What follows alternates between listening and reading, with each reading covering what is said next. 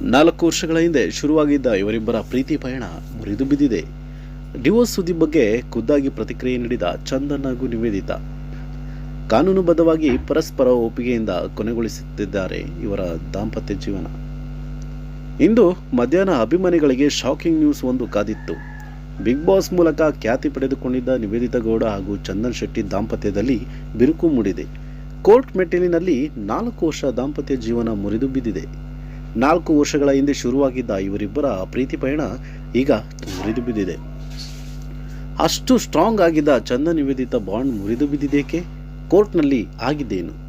ಇನ್ನು ಡಿವೋರ್ಸ್ ಸುದ್ದಿ ಎಲ್ಲೆಡೆ ಹಬ್ಬುತ್ತಿದ್ದಂತೆ ಖುದ್ದಾಗಿ ಚಂದನ್ ಮತ್ತು ನಿವೇದಿತಾ ಅವರೇ ಈ ಬಗ್ಗೆ ಮಾಹಿತಿ ನೀಡಿದ್ದಾರೆ. ಇನ್ಸ್ಟಾಗ್ರಾಮ್ ಖಾತೆಯಲ್ಲಿ ಪೋಸ್ಟ್ ಮೂಲಕ ಡಿವೋರ್ಸ್ ಬಗ್ಗೆ ಅಧಿಕೃತವಾಗಿ ಹೇಳಿಕೊಂಡಿದ್ದರು.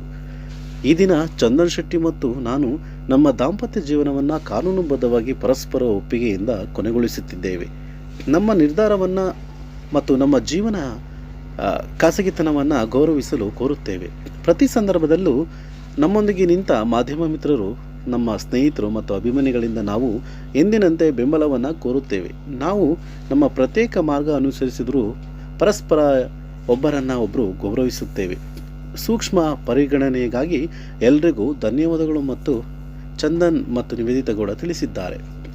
ಇದೀಗ ಈ ಪೋಸ್ಟ್ ಶೇರ್ ಮಾಡಿ 1 ಗಂಟೆ ಬಳಿಕ ಇನ್ಸ್ಟಾಗ್ರಾಮ್ ಖಾತೆಯಲ್ಲಿ ಚಂದನ್ ಹಾಗೂ ನಿವೇದಿತಾ ಇವರಿಬ್ಬರು ಅನ್ಫಾಲೋ ಮಾಡಿಕೊಂಡಿದ್ದಾರೆ. ಇಷ್ಟು ದಿನ ಜೊತೆಯಾಗಿ ಓಡಾಡಿಕೊಂಡಿದ್ದ ದಂಪತಿ ಈಗ ನಾನೊಂದು ತೀರ ನೀನೊಂದು ತೀರ ಅಂತ ದೂರ ಆಗಿದ್ದಾರೆ. ಇನ್ನು ಇದನ್ನು ನೋಡಿದ ನೆಟ್ಟಿಗರು ವಿಭಿನ್ನವಾಗಿ ಕಮೆಂಟ್ ಮಾಡಿ ಅಭಿಪ್ರಾಯವನ್ನು ವ್ಯಕ್ತಪಡಿಸಿದ್ದಾರೆ.